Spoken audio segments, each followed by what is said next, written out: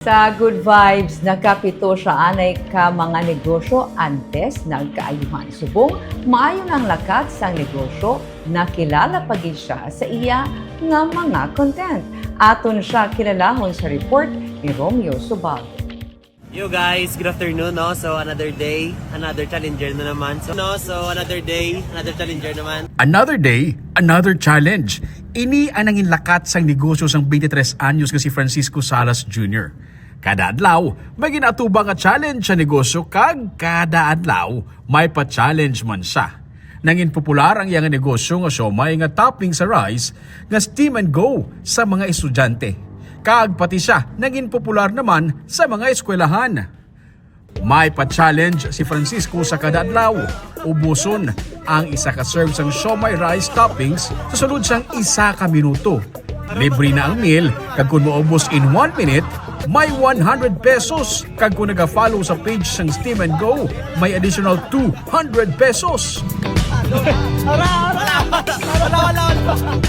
Si Clark sang STI West Negros University nagbaton sang iya nga challenge. 3, 2, 1. Yo guys, kung na siya may rice do, tayo lang tayo bilhin.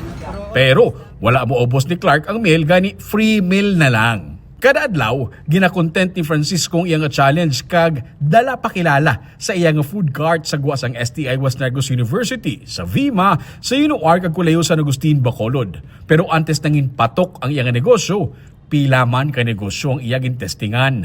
Actually, sa ika-8 ko na nga business, balita nando halos na nag-fail. Tapos ang mga nga, actually sa internet, wala mo nga nakita ko lang wala sa internet. Ako nga gusto ko nga ni-try. Oo. Okay man. Basta nga doon nagsige-sige. Oo. Basta nag-enjoy ko nga kung ako na pursue nga negosyo. Kag sa siomay siya nangin madinalagon. Paano abi? Kaysa 50 pesos, may 4 na ka siomay kag rice ang mga customer. Subong may pakape pagid siya nga negosyo.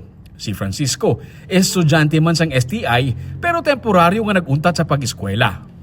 Sa iya nga pagbaligya sang siomay, kag sa pa-challenge niya, makapaubos na siya sang 2,000 ka siomay sa kada adlaw. Pero plano niya, magbalik eskwela sa next semester. Plus pila? Hindi kang eskwela. STI. Nag-stop lang anay. Nag-stop lang ako dahil. Pero pa plano ka pabalik? Sa next nga semester ko. Tapuson mo? Tapuson Hasta ko na third lang. year ka? Oo, third year pa lang. Pero isa na lang katuig? Isa na lang ito. Ay, pwede na.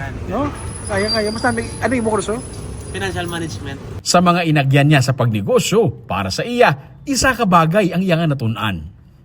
Hindi mag-focus sa kwarta, guro. Like, focus sa paano magbulig sa tao sa palibot mo. Eh, once na magbulig ka sa tao sa palibot mo, be like, dugang kwarta, ara na lang, duga flow na lang yung Go-food. mo. Oo, go-food na lang yun.